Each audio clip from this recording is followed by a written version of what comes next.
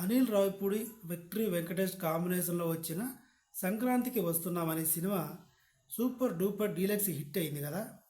దాంట్లో main role Venkatesh బాబు గారి కొడుకు క్యారెక్టర్ చేసిన ఈ బుల్రెడ్డి బుల్రాజు అసలు ఎవడీడు, వీడి పేరేంటి, వీడి బ్యాక్గ్రౌండ్ ఏంటి, సినిమా రిలీజ్ అయిన తర్వాత వీడి పర్ఫార్మెన్స్ చూసిన తర్వాత అందరూ గూగుల్లో వెతకడమే వీడెవరు, వీడి పేరేంటి, వీడి బ్యాక్గ్రౌండ్ ఏంటి అని.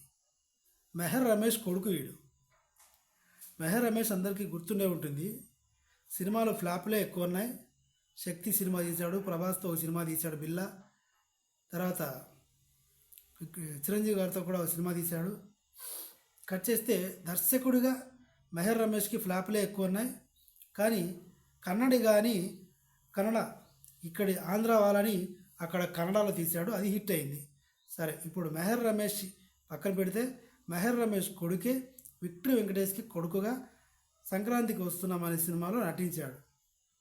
ఇది స్టోరీ.